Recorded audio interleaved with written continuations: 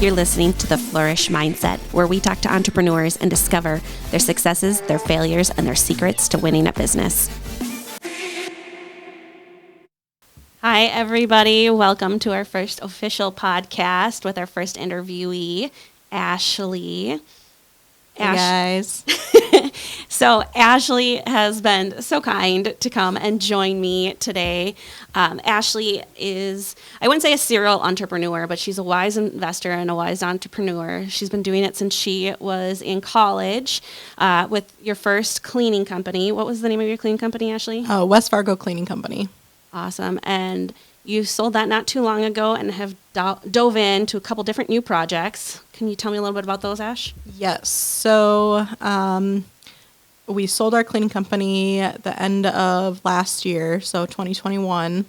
And about 3 months after that, my husband and I, we owned it together. We looked at each other and we said, now what do we do with all this free time that we don't have? But we definitely missed the side hustle business, and so we were looking for something else to get into. And I had always been intrigued by like the personalization market, so we decided we were going to buy a laser engraver and just go for it and start laser cutting, laser engraving, all that personalization type stuff. And that's been a wild ride so far. I can't even imagine. Like, for me, when I look into entrepreneurship, it's this, you got to plan, you got to put it all together, and there's so much planning that goes into it, and work and preparation. But it sounds like this last time, that's not what you did. I mean, I know you, so I know you did do some research, but can you tell me a little bit about the differences between the first time you got into entrepreneurship and then the second time? What were the differences on your preparation? Sure. So my first company, the cleaning company, it was a lot of, it was driven by getting out of debt. So Dave Ramsey was a huge inspiration for Dustin and I to get out of debt. And so initially we had actually gotten a part-time job just as cleaners for a cleaning company. And about 2 months into it, I just started thinking, man, they must be making a killing on this. Let's see if we can do it.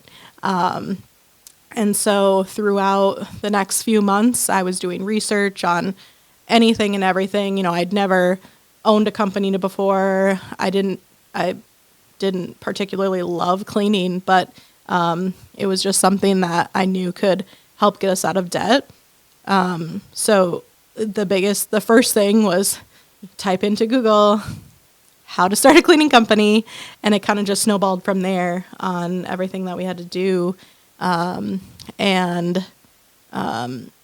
after we had become a little more successful in that, we had got out of debt. It took us about 2 years to get to our debt-free scream, as Dave calls it.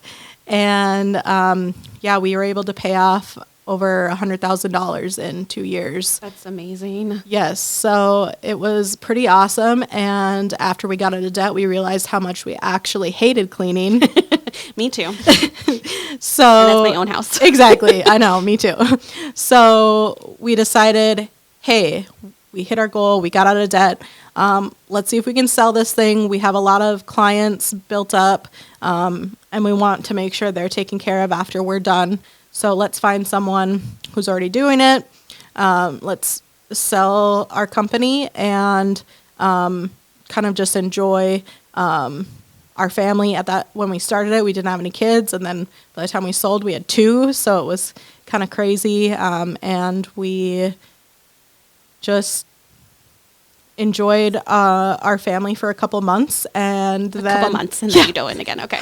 Yes, so it was a couple months, and it was probably more like 5-6 months, and then we decided, hey, what's our next gig gonna be?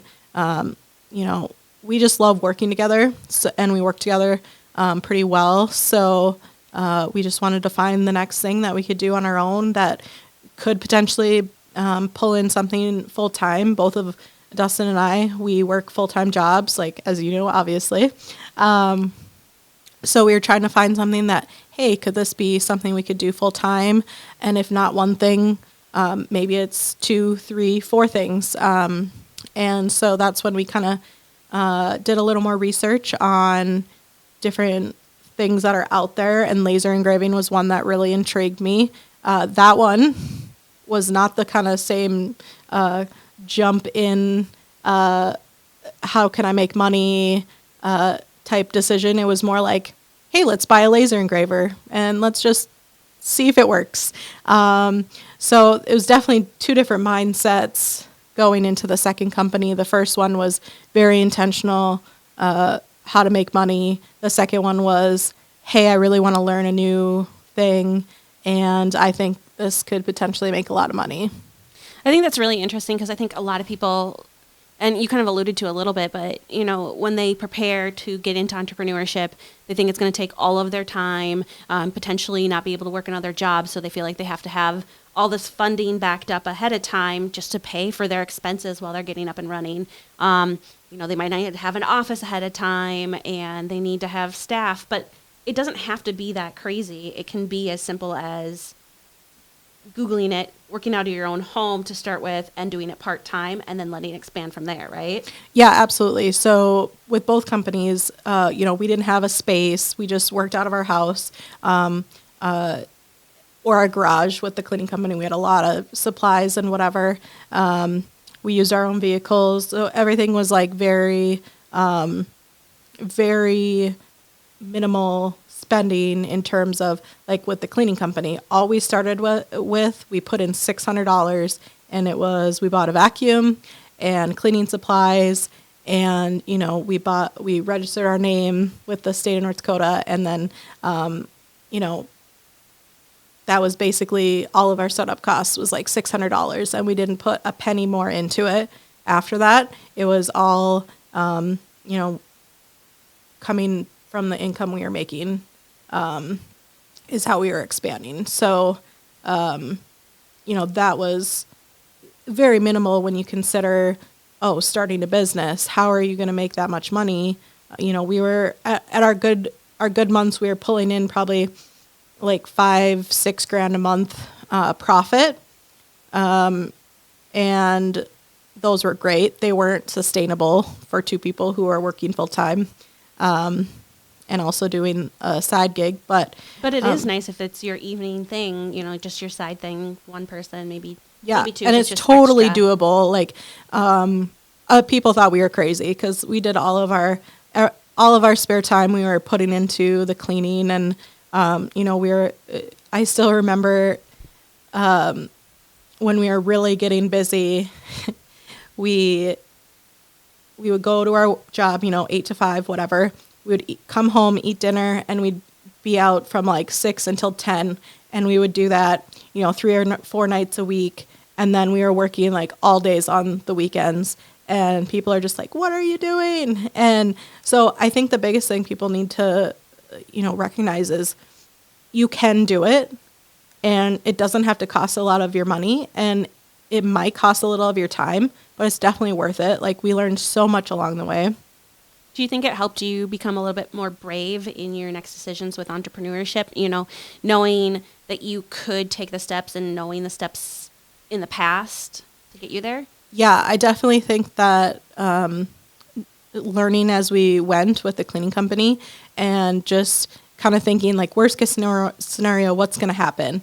We're going to get fired from a job, or which happens, or I can't, worst case scenario happened for us when we broke something in someone's house and we panicked and we didn't know what to do. And we made like this, we ended up losing like money on that cleaning, but we made it right and we figured it out. And, it was one of those like, oh, well, if that's the worst that can happen, like no one got hurt, no one died. And it kind of made you a little bit more brave, doing things that make you uncomfortable. Sure. Being open to taking a little bit more risk here and there. Yeah, absolutely. That's awesome. So you kind of talked about how you started and it was just you and your husband and now you have kids. What's been like the biggest motivator for you to keep going and finding other things? And even if it does take a little bit of time away from your family, like what is the biggest motivator that's been for you to get into entrepreneurship time and again? So, like I said initially, it was money, which I would not recommend if you want something to sustain long term, that it's all about money. Right. But in the beginning, that's what the motivator was, getting out of debt. There was that goal. It was this goal that was achievable, and we made that our goal. Once we hit it, that's where our interest really left. So I definitely think it's important to have that motivator. With the engraving business, and then we also have like an investment group, my husband and I, and that one's more geared toward real estate. But the engraving, the idea behind it was, this is something that we can do together. It's nice because we don't, in contrast to the cleaning company where you actually had to go somewhere and do it, this was something that could be done at home. So you're taking less time away from family. The motivator for us was, let's do something that we can do together and it's fun. And I get to use that creative energy that I don't necessarily get to use in my day-to-day job. Being in finance is like very, well, you were more than happy to hand that off to me when I came on. But it's very monotonous, and not that I don't love it, but it definitely takes a different part of your brain, and kind of doing those repetitive nature things, you almost have to have an outlet somewhere else, a creativity outlet, like you were saying. So that was definitely like the big thing is, I have all this, like all these ideas, like how can I get them to make something super cool? So, I mean, I guess that's another point, like creativity. I have creativity, but it's not with coming up with ideas. Like, I'm like, I don't know what I'm good at. Or, you get scared that whatever you're good at isn't going to be good enough to make money. So let's talk about that. Your husband's not an idea person per se, right? Right. So, you got lucky, you got to partner with your husband, but there are opportunities where you can partner with someone who's really good at a multitude of things, but they're just not the idea person. So if you're not the idea person, there is the opportunity to partner with an idea person to start a business, right? Yeah, absolutely. Like, and, getting to know a ton of different people in the last couple of years, I've met a ton of entrepreneur type people. And even if they weren't entrepreneurs, they were people who were really good at what they do, which could be, the operations piece. Like, I have an idea, I can go to someone and they're like, oh, here's how it'll make it happen. Yeah. Which is really cool because, as we've talked about before, I lack that execution piece of certain things where I talk about ideas, I got the execution. I talk about all these things that I want to do, and then you're like, oh, how's that going? It's just sitting there. I didn't do anything with it. So it's definitely important to have those people to be able to help you get to the next part of where you want to go. So just finding people who have similar interests as you, finding people who maybe they're already good at the thing that you want to get into. So if you want to get into engraving, but you already know someone who's like the artistic type, they're probably phenomenal at, coming up with designs and things that you can put together. And so those are people that you want to have on your side. Definitely reach out, like join Facebook groups, join, everybody hates talking about networking, but it's one of those. It's just so important to meet as many people as you can because you never know in the future what you want to do and where that relationship could come in handy. Yeah, I feel it's really interesting because I think that's really the basis for this podcast too, is I did not realize how many people I had surrounded myself with that were entrepreneurs because we never talked about it. And how important it is as an entrepreneur to surround yourself with people who understand it. you know, if you're only talking to people who are second guessing you or questioning you, who don't understand the journey that you're on, and you don't have that person to bounce ideas off of, you just kind of feel like dragged down, and you're not as willing to act on your ideas and get excited about those ideas. So I like that you touched on that, because it's so important to like just have those people and network with those people, and even if they're not an entrepreneur now, they might be your next partner in the future. I think that's awesome. So tell me more on the fun side. Okay. What are the 3 websites or apps you visit most? Do they have to be educational? They don't. Okay, so a lot of my family gives me a lot of crap about being on TikTok, but I have learned so many things on TikTok. So many things. There are experts on there giving out free advice. Yep. All day long. And I have used it. The thing that I think is awesome about it is similar to YouTube. I'm on YouTube a lot, TikTok a lot, Facebook for, social, because I'm old. And I millennials like our Facebook, yes. I haven't figured out the Instagram and all that stuff yet. Guys, we just tried to do a live, and I couldn't figure out how to end the live, and then on top of that, they told me it was too short to actually be a live. So Instagram is still a struggle for me.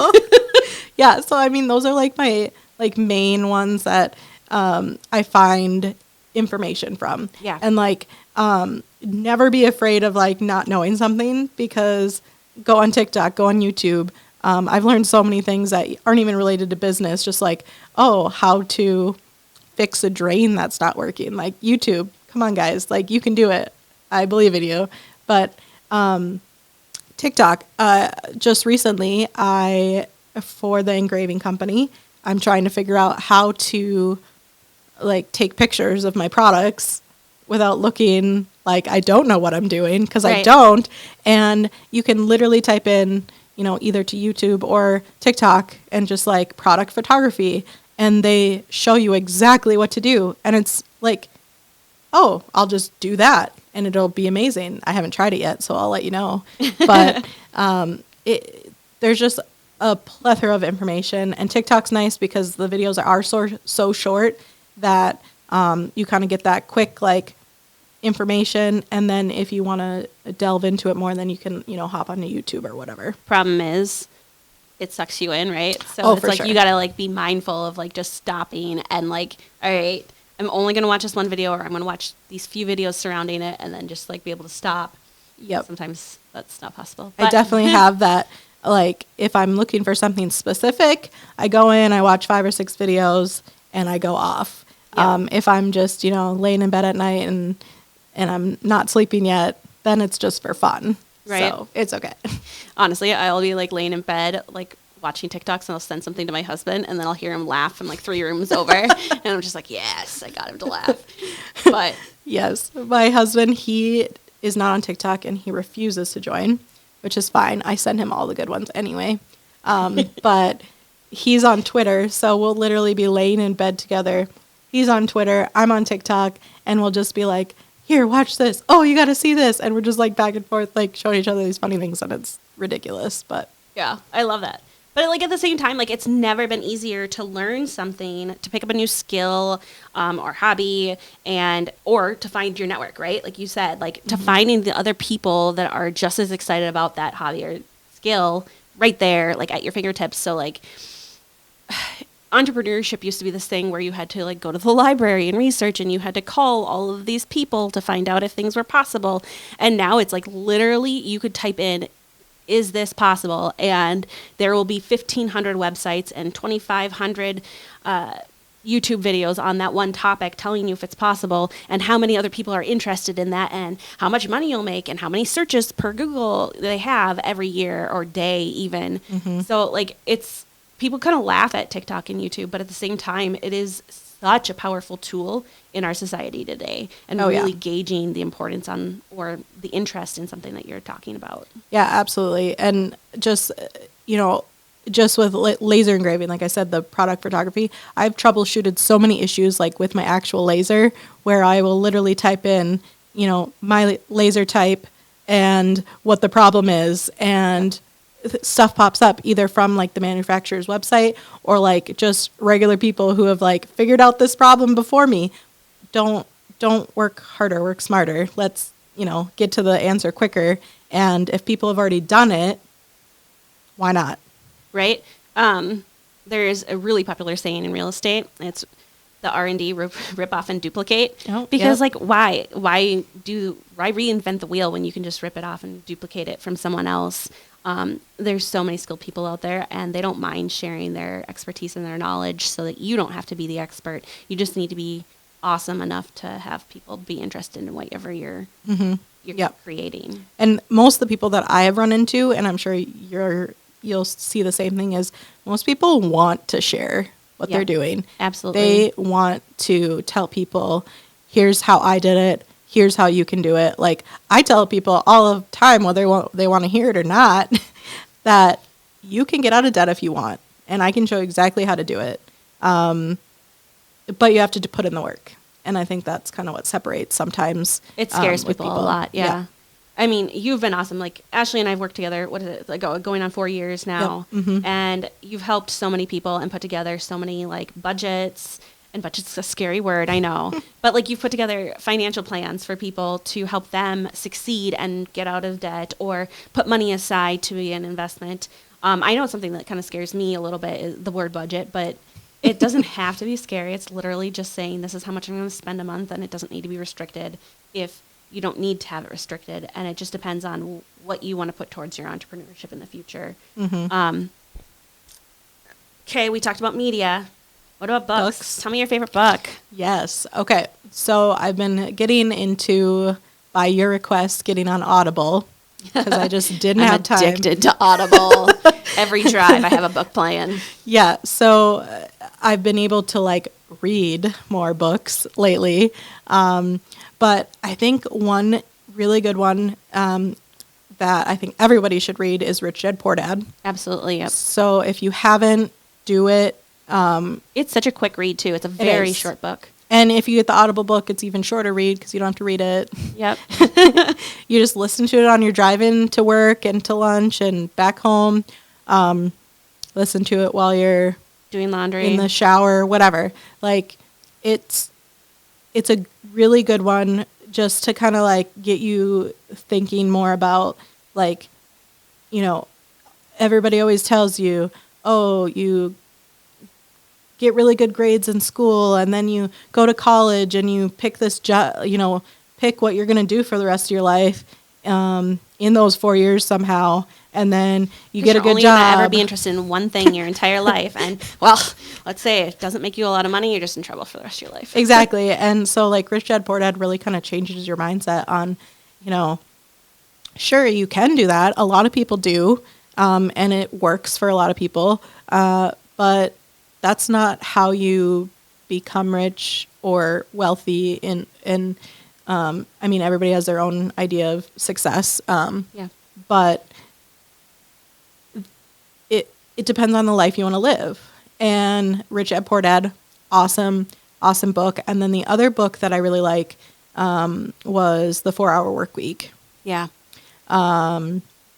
So I didn't want to work 40 hours a week for someone else, so I'm going to work 100 hours a week for myself. Right. So you will put in the work initially, but the 4 hour work week is, helping people like get out of doing the things. Well, yeah, it's all about leveraging and learning. Like, you can use loopholes to your advantage. Using loopholes is not cheating. It's actually making your life better. So it's okay to like find those little loopholes to shorten your week if it means you can live your best life and utilize other people to leverage yourself. Right. And like some people like Hannah like to work a lot.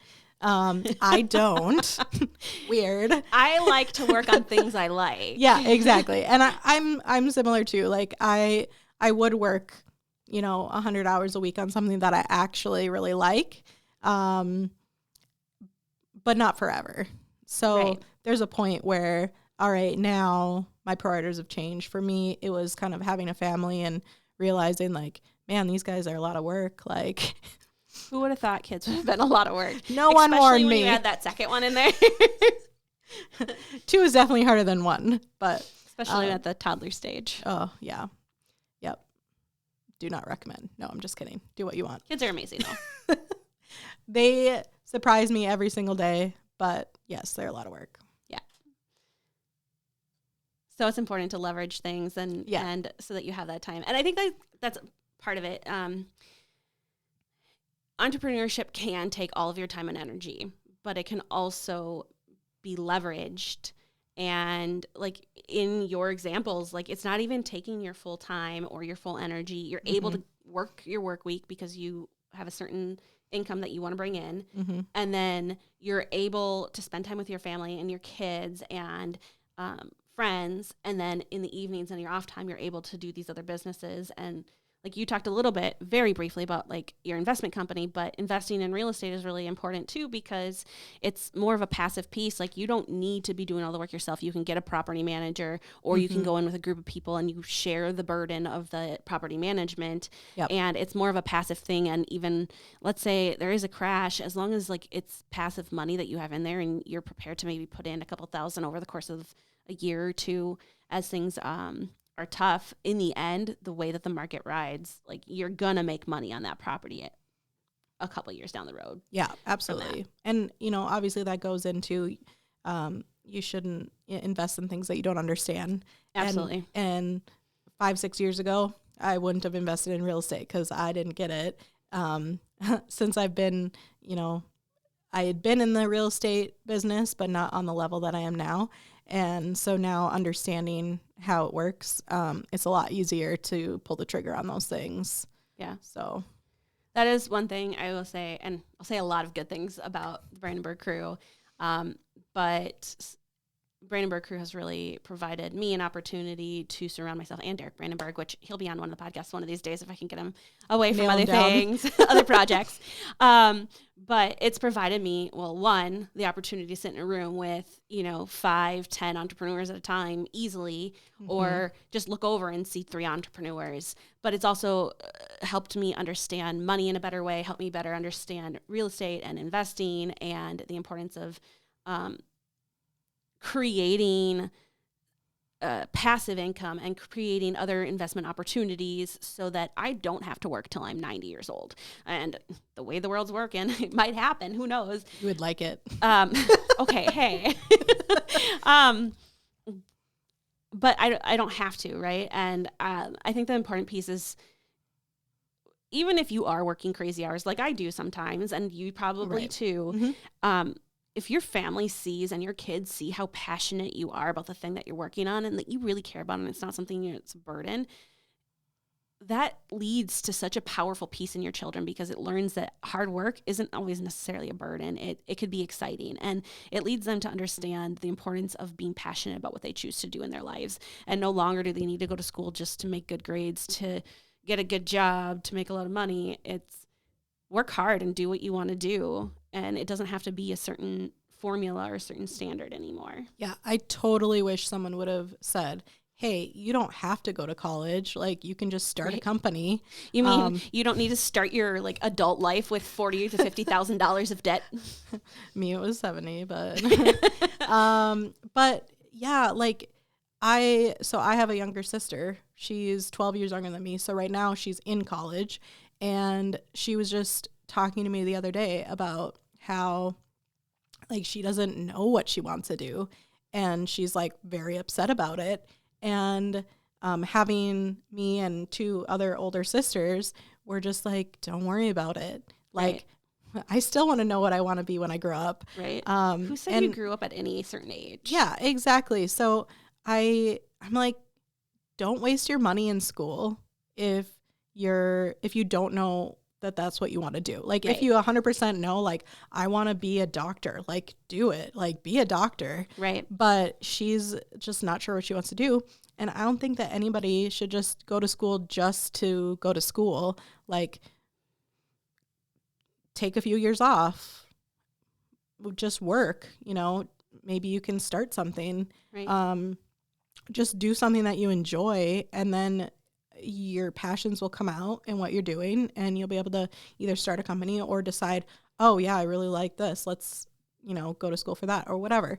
But I wish somebody would have told me that, because it was ingrained in me that I had to go to college and I had to get a degree, and that's the only way you're going to make it. And I tell everybody now, like, do whatever you want. Like, literally do it. Like, obviously, don't be stupid, but, do whatever you want. Just don't be stupid. Yeah. Come on.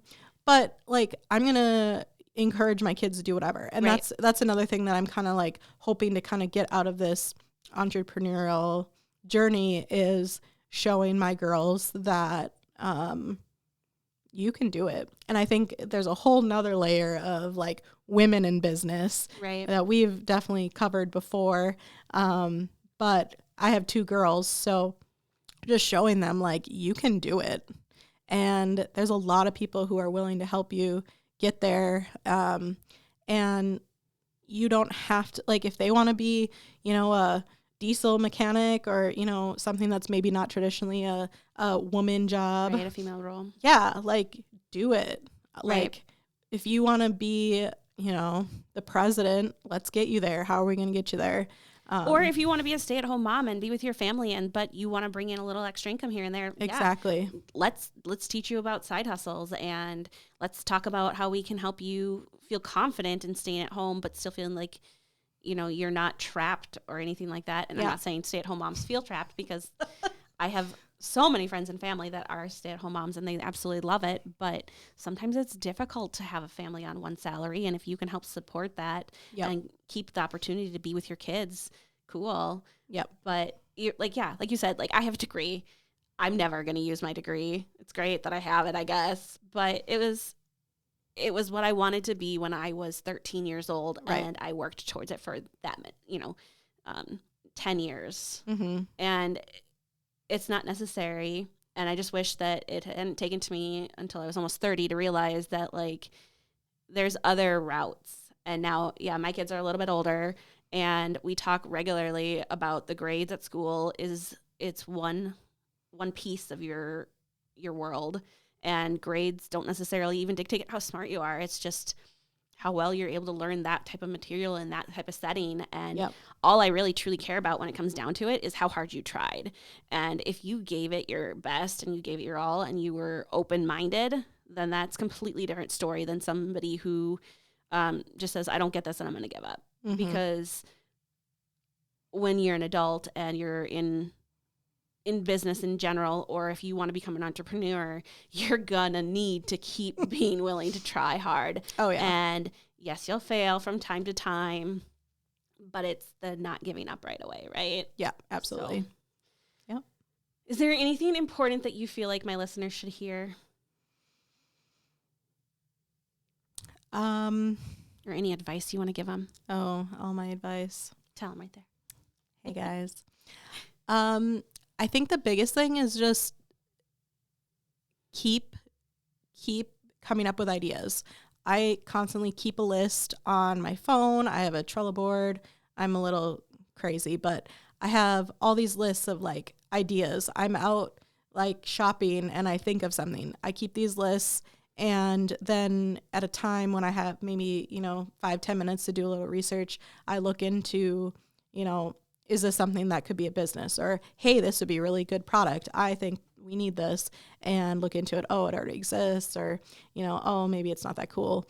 But just keep those ideas flowing all the time. If this is really something you want to get into, being an entrepreneur or starting a company or building a product or whatever, just like keep those ideas flowing, and don't ever feel like it's stupid or that, it's not a good enough idea, or, oh, there's already so many people in that market. Like, there are so many people out there that want to buy your service, your product, whatever. So just constantly keep your mind open, keep the ideas flowing, and eventually you're going to land on something that is going to give you that fire that that really makes you successful. Absolutely love that. And don't be afraid of it, because it might not take as much of a cost or burden as you think, right? Yes. And it's okay to be afraid. Just do it anyway. Yeah. I face my fears every day. But we won't even go into that. That's a whole different podcast. Whole different time. Awesome. Well, thanks for joining me today, Ashley. Thank you. If anyone wants to reach out to you, how can they contact you? Oh boy. You can probably email me. This is my maiden name, but it's sangrait@gmail. So SANGRAIT@gmail. That's like my most used email at the moment. So if you want to talk about your ideas, or you have questions about finance stuff, or any of that kind of stuff, or if you have any advice on how to get my toddlers to sleep through the night, please email me. Thank you.